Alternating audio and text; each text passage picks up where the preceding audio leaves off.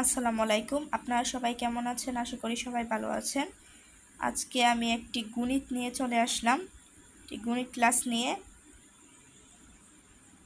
আমি এই ক্লাসটি করব পরিসংখ্যানের ক্রমযোজিত গণসংখ্যা কিভাবে করতে হয় সে সম্পর্কে। একটি নমুনা দেখানোর জন্য আমি উদাহরণ 2 বেছে নিয়েছি। আপনারা যারা ক্রমযোজিত গণসংখ্যা কিভাবে নির্ণয় করতে হয় বা পরিসর কিভাবে বের করতে হয় সেটা জানেন না, তারা এই ভিডিওটা প্লিজ না টেনে দেখবেন। আমি আজকে এই পরিসংখ্যানের ক্রমযোজিত গণসংখ্যার পরিসর সম্পর্কে অনেক সুন্দর করে বুঝিয়ে দেব। উদাহরণ 2-এ প্রশ্নটি দেওয়া আছে, নিচের 40 জন শিক্ষার্থীর বার্ষিক পরীক্ষার ইংরেজিতে প্রাপ্ত নম্বর দেওয়া হলো। পূর্ণ নম্বর হচ্ছে 100। প্রাপ্ত নম্বরগুলো ক্রমযোজিত গণসংখ্যা সারণী তৈরি করো। এখানে নিচে 40 জন শিক্ষার্থীর পরীক্ষায় ইংরেজিতে প্রাপ্ত নম্বর দেওয়া রয়েছে, আপনারা দেখতে পাচ্ছেন। চলুন এই অঙ্কটি এখন করি। চলুন এই অঙ্কটির এখন সমাধানটি করি।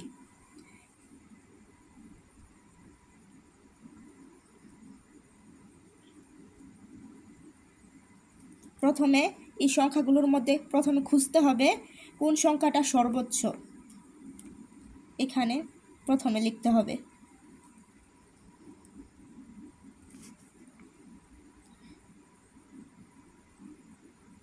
উপাত্তের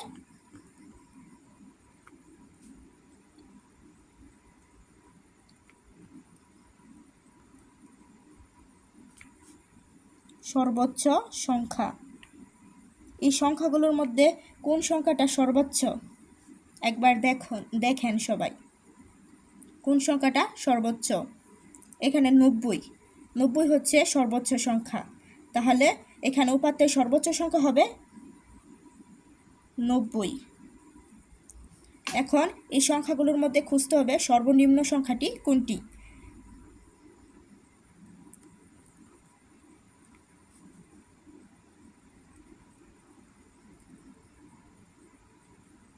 সর্বনিম্ন সংখ্যা, এই সংখ্যাগুলোর মধ্যে সবচেয়ে ছোট সংখ্যাটি কোনটি সেটা আমাদের খুঁজে বের করতে হবে। তো সবাই দেখেন যে এই প্রশ্নটির মধ্যে এই সংখ্যাগুলোর মধ্যে সবচেয়ে ছোট সংখ্যাটি কোনটি। আমরা দেখতে পাচ্ছি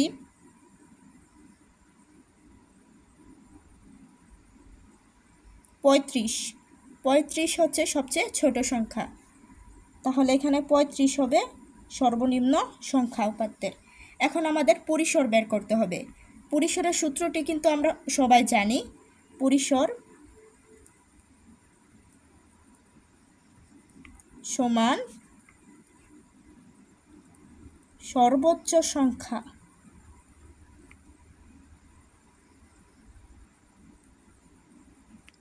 মাইনাস সর্বনিম্ন সংখ্যা প্লাস 1। এখন আমরা পরিসরের সূত্রটি দিয়ে দিলাম। এখন এই সূত্র অনুযায়ী আমরা অঙ্কটি করব, পরিসরটি বের করব। পরিসর বের করা খুব ইজি, আপনারা একবার দেখলেই পারবেন। সর্বোচ্চ সংখ্যা হচ্ছে 90, এই যে 90, তার জন্য আমরা 90 দিয়ে দিলাম। তারপর এখানে সূত্রের মধ্যে দেওয়া আছে মাইনাস, এই জন্য মাইনাস দিচ্ছি। সর্বনিম্ন হচ্ছে 35, পরে হচ্ছে প্লাস 1। প্রথমে 90 আর 35 আমরা বিয়োগ করব ক্যালকুলেটরের সাহায্যে।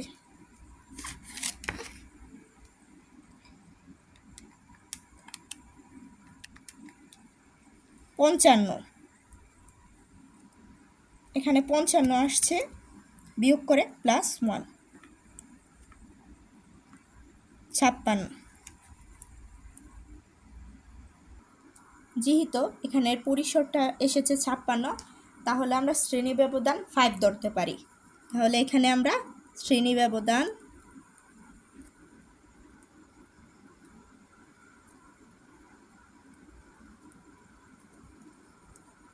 5 ধরা হলো। এখানে আমরা কিন্তু শ্রেণী ব্যবধান 5 ধরতে পারি।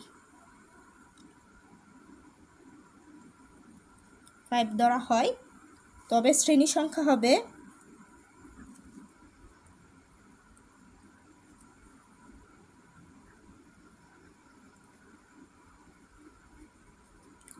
শ্রেণী সংখ্যা হবে এই সংখ্যাটা, এই উত্তরটা মানে পরিসরটা 56 এসেছে যেহেতু, তাহলে এখানে উপরে 56 দিয়ে দেব। আর যেহেতু আমরা এই 56 দেখে আমরা আর কি শ্রেণী ব্যবধানটা ধরে নিয়েছি, মানে 5 ধরা হয়, তাহলে শ্রেণী ব্যবধানটা, তাহলে আমরা নিচে এখানে 5টা দিয়ে দেব। এখন আমরা ভাগ করে নেব। এখানে আমরা দেখতে পাচ্ছি 11.2 আসে, তাহলে আমরা এখানে 11.2 দিয়ে দেব। কিন্তু যেহেতু এখানে যদি দশমিক চলে আসে তবে পরবর্তী পূর্ণ সংখ্যা নিতে হবে। তাহলে কি পূর্ণ সংখ্যা নিতে হবে, যেহেতু এখানে দশমিক চলে এসেছে তাহলে আমরা কি এখানে পূর্ণ সংখ্যা দিয়ে দিব। আমরা এই যে এই চিহ্নটা একটু দিয়ে দিব, আর এখানে আমরা কি 12 দিয়ে দেব। দেখতেই পাচ্ছেন এখানে দশমিক চলে এসেছে, তাই জন্য আমরা কি এখানে 12 নিয়ে নিয়েছি। দশমিক সংখ্যা থাকলে সবসময় এখানে 11 বদলে অন্য সংখ্যাও থাকতে পারতো, বা 10 থাকতে পারতো। তাহলে দশমিক থাকলে আমরা কিন্তু পরবর্তী সংখ্যা, এখানে যদি 10 থাকে তাহলে আমরা কিন্তু 11 নেব। 10.5 থাকে তাহলে আমরা শুধু 11 নেব। এই জন্য এখানে 11.5, এই জন্য আমরা কি 12 নিয়েছি। 11.5, এই জন্য আমরা কি এখানে দশমিক এসেছে বলে আমরা আর কি পূর্ণ সংখ্যাটা নিয়েছি 12। এখানে আপনাদের দেখিয়ে দিয়েছি পরিসর কিভাবে নির্ণয় করতে হয়। আশা করি আপনারা বুঝতে পারছেন। এখন আমরা শিখব শ্রেণী ব্যবধান 5 ধরে ক্রমযুক্ত গণসংখ্যার সারণী। ভিডিওটা না টেনে সম্পূর্ণ ভিডিওটি দেখুন। এখন আমরা ক্রমযুক্ত গণসংখ্যা সারণী তৈরি করব, তাই জন্য এখানে আমরা লিখে নেব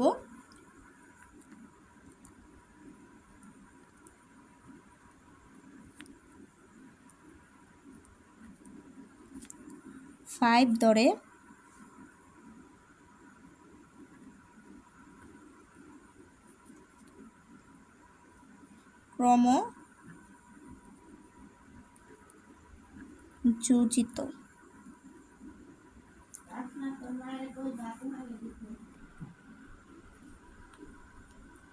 ক্রমযুক্ত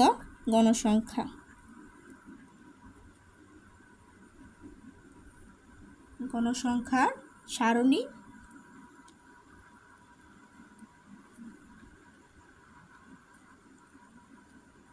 নিম্ন রূপ। এই লেখাটা আমরা সবাই লিখে নেব, তাহলে সুন্দর হবে। যেহেতু আমাদের শ্রেণী ব্যবধান 12 এসেছে, তাই জন্য আমাদের 12টা লাইন করতে হবে। এখানে আপনারা দেখতে পাচ্ছেন 12টা কলাম করে নিয়েছি। এখানে 12টা না 13টা, যেহেতু একটার মধ্যে আমরা প্রাপ্ত নম্বর, ট্যালি চিহ্ন, গণসংখ্যা আর ক্রমযুক্ত গণসংখ্যা লিখব। মোট আমরা 13টা কলাম করে নিয়েছি। আপনারা ভিডিওটা না টেনে সম্পূর্ণ দেখতে থাকেন, আশা করি বুঝতে পারবেন। পরিসরে আমরা উপাত্তের সর্বনিম্ন সংখ্যা 35 পেয়েছি, এই জন্য আমরা প্রাপ্ত নম্বরে 35 দিয়ে কি গণনা শুরু করব। যেহেতু আমরা 5 ব্যবধান করেছি, সেহেতু আমাদের 35, 36, 37, 38, 39 এভাবে গণনা করে আমাদের কলামে লিখতে হবে। এখানে প্রথমে প্রাপ্ত নম্বর লিখতে হবে।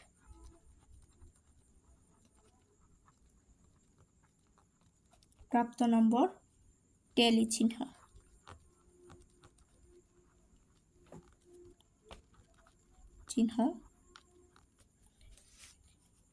গণসংখ্যা,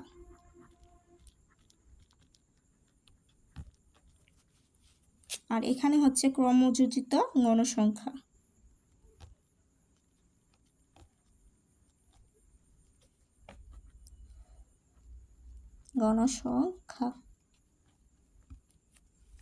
আমাদের লেখা শেষ। এখন প্রাপ্ত নম্বর, যেহেতু আমাদের পরিসরের মধ্যে উপাত্তের সর্বনিম্ন সংখ্যা 35 ছিল, তাই জন্য আমাদের 35 এখানে লিখতে হবে, 35। আর আমরা কিন্তু 5 ব্যবধান নিয়েছিলাম, 5 ব্যবধান নিয়েছি, তাই জন্য 35, 36, 37, 38, 39। তাহলে এখানে 39 হবে। এভাবে আমাদের কি গণনা করে লিখতে হবে। এখানে দেখতে পাচ্ছেন প্রাপ্ত নম্বর 35, উপাত্তের সর্বনিম্ন সংখ্যা 35। তারপর আপনাদেরকে হাতে গুণে দেখালাম যে 5 ব্যবধান মানে 39 করেছি। এখানে 39 এখানে দিতে হবে 40, তারপর আবার 44, এখানে দিতে হবে 45। আশা করি এই লাইনটা আপনারা বুঝতে পেরেছেন প্রাপ্ত নম্বরটা কিভাবে লিখতে হবে। এখন টেলিচিহ্নটা কিভাবে লিখতে হবে হয়তো বা অনেকেই জানেন, আবার হয়তো বা অনেকেই জানেন না কিভাবে করতে হয়, হয়তো পারেন না। তো আজকে এই ভিডিওতে আমি টেলিচিহ্নটি সম্পর্কে আলোচনা করব আর কিভাবে দিতে হয় বুঝিয়ে দেব। আপনারা দেখতে পাচ্ছেন এখানে কিন্তু সংখ্যাগুলো দেওয়া আছে, যেরকম 70। এখানে দেখবেন 70 কোথায় দেওয়া আছে, দেখতে পাচ্ছেন এখানে 70 দেওয়া আছে। তাই জন্য টেলিচিহ্নের মধ্যে 70-এর জায়গা কি একটা দাগ দিয়ে দেব। আবার দেখতে পাচ্ছেন 40, এখানে দেখেন 40 কোথায় আছে, এই যে এখানে 40 আছে, এখানে একটা দাগ। এভাবে সংখ্যা অনুযায়ী সবগুলো গড় দেখবেন, দেখে এখানে টেলিচিহ্নগুলো এভাবেই বসিয়ে দেবেন আমি যেভাবে আপনাদের দেখালাম।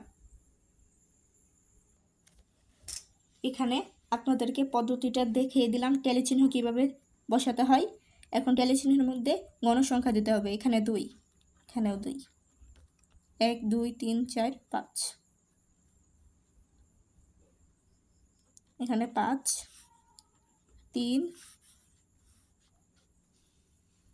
এখানেও 5। এবার গুনে গুনে যে না ভুল হয়, এখানে হচ্ছে 7, এখানে গুনে গুনে সুন্দর করে যেন একটা ভুলও না হয়। এখানে হচ্ছে 6, এখানে হচ্ছে 5 1 1 2 1। এখন আমাদের মেন টার্গেট ক্রমযোজিত গণসংখ্যা। এটা কিভাবে বের করতে হয় ক্রমযোজিত গণসংখ্যা, এটা অনেকেই পারেন না। এখানে হচ্ছে 2 দেওয়া আছে, গণসংখ্যা হচ্ছে 2, আমরা এখানে ক্রমযোজিত গণসংখ্যার মধ্যেও কিন্তু 2ই দিব। তারপর এখানে 2 + 2 মানে এই 2-এর সাথে এই 2টা যোগ করা হয়েছে। তাহলে আমরা সবাই জানি 2 + 2 কত, 4। এভাবেই আমাদের করতে হবে। যেরকম এখানে দেওয়া আছে 4, এখন আমরা এই 5-এর সাথে 4 যোগ করব। 5 যোগ 4 কত হবে, 9। ঠিক এভাবেই আমাদের ক্রমযোজিত গণসংখ্যা বের করতে হবে। আপনাদেরকে যে নিয়মটা দেখিয়ে দিলাম ক্রমযোজিত গণসংখ্যা কীভাবে বের করতে হয়, এভাবে আপনারা বের করে ফেলবেন।